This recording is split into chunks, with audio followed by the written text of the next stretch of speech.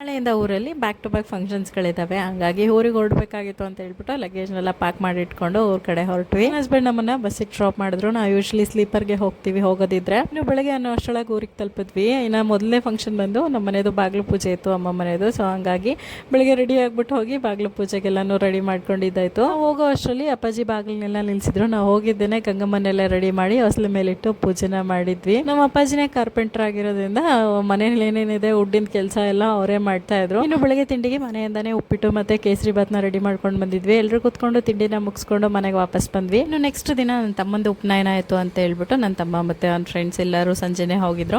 ಇನ್ನು ಮಗು ಚಿಕ್ಕವನಿರೋದ್ರಿಂದ ನಾವು ಅಮ್ಮ ಮತ್ತೆ ಖುಷಿ ಎಲ್ಲರೂ ಬೆಳಗ್ಗೆ ಹೋದ್ವಿ. ಹೋಗೋ ಅಷ್ಟರೊಳಗೆ ಎಲ್ಲ ತಯಾರಿ ಕೂಡ ಆಗಿತ್ತು. ಹೋಗಿದ್ದೇನೆ ಪೂಜೆನೆಲ್ಲ ಮುಗಿಸ್ಕೊಂಡು ಇನ್ನು ದೇವಸ್ಥಾನಕ್ಕೆಲ್ಲಾನು ವಿಸಿಟ್ ಮಾಡಿದ್ವಿ. ನೀ ಕೂದಲೆಲ್ಲ ತೆಗ್ಸಿದ್ಮೇಲೆ ಈ ತರ ಕಾಣಿಸ್ತಾ ಇದ್ದ. ಖುಷಿ ಒಂದೇ ಸಲ ನೋಡಿದ ತಕ್ಷಣ ಗೊತ್ತಾಗ್ಲಿಲ್ಲ ಯಾರಿದು ಅಂತ, ಸ್ವಲ್ಪ ಕನ್ಫ್ಯೂಸ್ ಆಗ್ಬಿಟ್ಟ. ಆಕ್ಚುಲಿ 8 ವರ್ಷ ಮೇಲ್ಗಡೆ ಇರುವಂತ ಗಂಡು ಮಕ್ಳಿಗೆ ಉಪನಯನ ಅಂತ ಮಾಡಿಸಿ ಜನಿವಾರ ಹಾಕುವಂಥದ್ದು.